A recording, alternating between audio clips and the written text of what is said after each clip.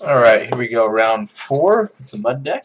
Our opponent, excuse me, chooses to play first. Uh, nice. So, let's see what we have here. Not an amazing hand. I'll probably mulligan it. This hand's a bit better for us. And we'll see what he plays, and that might determine what we end up playing. So hopefully it's not, okay, divining top, white, so definitely going to throw down the turn 1 chalice for 1, just to stop any swords from the plowshare business going on. Get that out of here. We don't like that around here. Oh, get rid of double force of will, which is good for us. That's 2 less cards we have to worry about. Looks at the top before he draws. That way he can draw into whatever he needs to. The double City of Traders kind of meh. I'm not a big fan. Hopefully we draw some other type of land this next turn. That would be ideal for us. Ooh, or a metalworker. That works pretty good. That's what I hear anyway. I hear metalworker's good. Oh dang, and he didn't play land last turn, so with top and not getting a land after activating a land, that's pretty bad. So hopefully for him anyway, he'll draw land, but hopefully for us, he will not get a land. Okay, so he's getting Enlightened Tutor, so he'll probably get an artifact land. That's what I would assume anyway. Yep, see the Synod. And he'll play that. And pass the turn, so not looking too good for our opponent right now. However, that does not mean that he is by any means out of this game. We're going to reveal all of our bad boys and put 8 onto the board. I'm actually going to play the Battle Sphere right now. 7. I'm just debating my options that I have.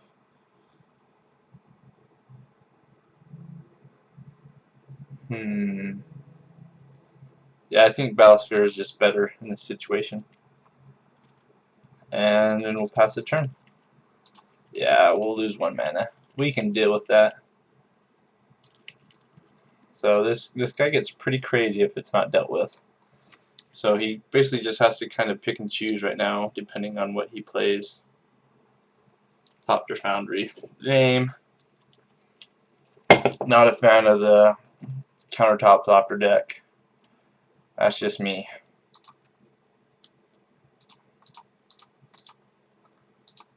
So we have 8. And oh, he's just going to concede right here. So there you have a good game. Game 1. Not too bad. Get that out, get that out, get that bad boy out. Worm Coil out. Get the Revokers in. What else do we have here? It's an Arbiter. Definitely want to keep our Chalices in. Blightsteel, nah. No, Blightsteel we do. Platinum Empyrean. Whew, that would have been a terrible mistake. And an Ensnaring Bridge, I think. Oh, let's see. Filter by our cards here. Titan's good in this deck. Versus this deck, I should say.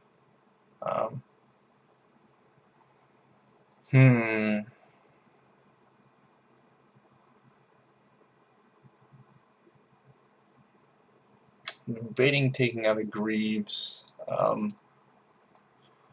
for a Trojan Spear or a bridge. I think I'd rather have 1 more bridge. Countertop decks kind of scare me a little bit. They are a little bit slow, but we'll go with this and see how it works out for us. Oh man, so great hand other than the fact that we have 2 City of Traders. So don't want to mulligan.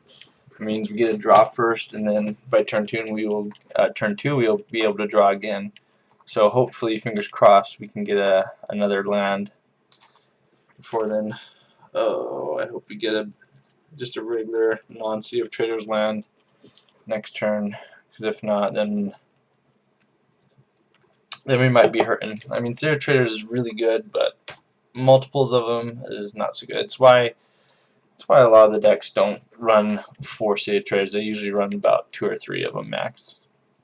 It's just, it's good, but it's not good enough.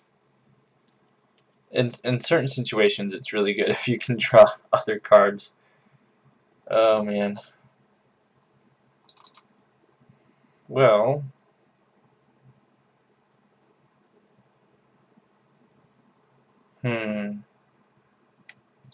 tap for 2. I'm going to play City here.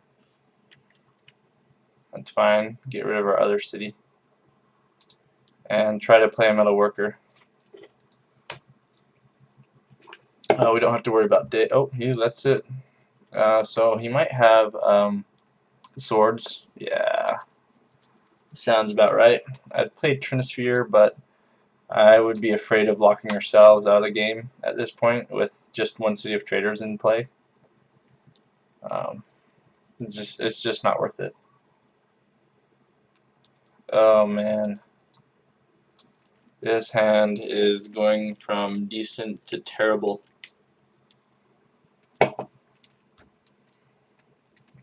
The thing, when I do mulligan this deck aggressively, I usually end up paying for it. I usually end up getting worse and worse hands every time I mulligan. So it's a little inconsistent, in my opinion, with the mana, but yeah. It's the luck of the draw, I guess.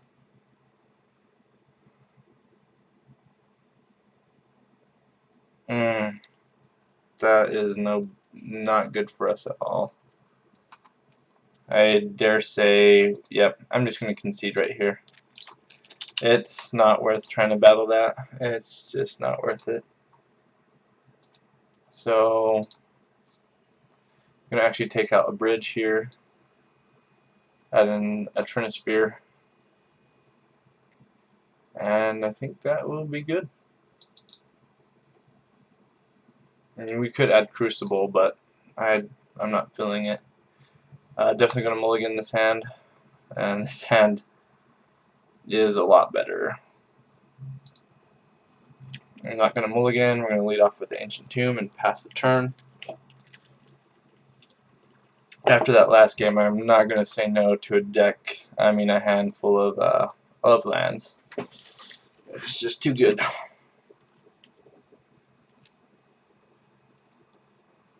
So I'm going to play Darksteel here. Pass the turn.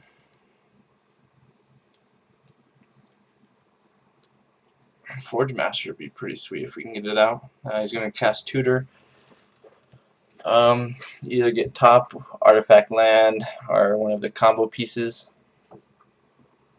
Yep, he's getting part of the combo piece, which is a little annoying for us, but we can deal. So he plays Sword of the Meek, so he's tapped out.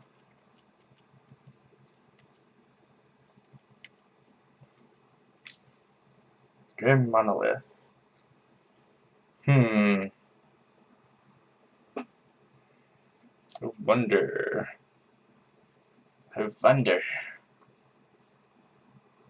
So, the thing I'm debating here is, do we play Grim Monolith and do the Cavern of Souls and get the Forge Master out this turn? I think that is the play. Rather than just the Golem. I mean, Golem's good, but being able to use the Forge Master next turn, I think is just an overall better play, since it will allow us to get any artifact creature we want. And that could potentially lead to the win next turn. If he doesn't have anything that he can play and we lay down Blightsteel, that'll be awesome. I mean, it'll depend on what our opponent does within the next 2 turns. Okay, Oblivion Ring. Ugh. Not my favorite. However, we're still in an okay position. I'm going to use the Trader mana. I don't want to use the Ancient Tomb, don't want to take any more damage than we need to. Can't really play anything since, well, he can. But once this comes down, he won't be able to play anything when he's tapped out, which is good for us. Helps us against all of his counter spells. Alright, so this is when he starts doing his little shenanigans. Let's see, 1, 2, 3, 4, 5, 6, 7, 8.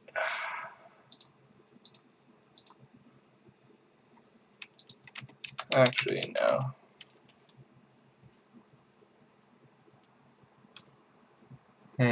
Yeah, I'm gonna try to play the Titan. Oh, not that one. Gotta do that one.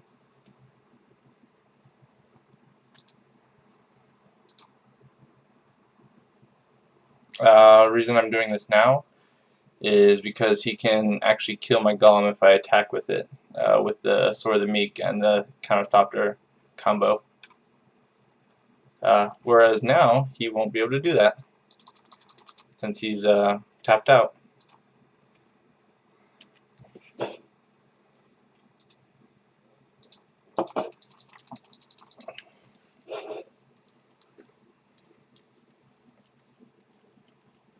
However, that Titan would have been awesome to have out on the battlefield.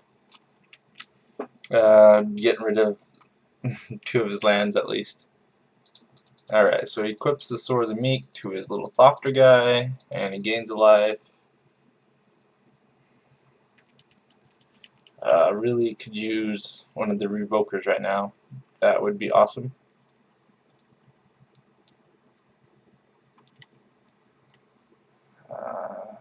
To play that for 2.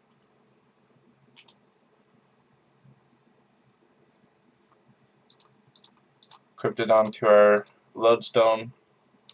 I'm not going to attack because that'd be stupid, because he can obviously just activate the Sword Thopter combo over and over again.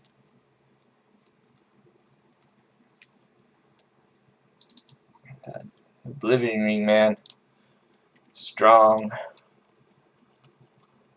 Definitely saved him there. May have been better to actually try to get the Golem out and see if he would use the Oblivion Ring on that, but yeah. What can you do? So, keeps creating the Thopter tokens, and we're running low on turns here. I'd say, what, 2 turns? 3, 4, 5, 6. Yep, definitely only have 2 turns, so you gotta... You could draw into a Platinum Angel, that'd be pretty good. So, Pithing Needle. Probably gonna name... I don't know, do you name Netherwork or Staff of Domination? Or Lightning Greaves, even. Lightning Greaves actually is Forge Master. We won't be alive long enough to... Well, okay, we do have Lightning Greaves, so that's actually a smart choice on his part.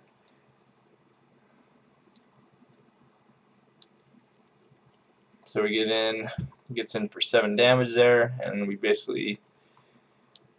we just have to say good game here. So there you have it. There is the mud deck. I wish I would have done a little bit better for you guys, but you know, that's part of the game, and you don't always win all of them. So thanks for watching. I'll see you guys next time.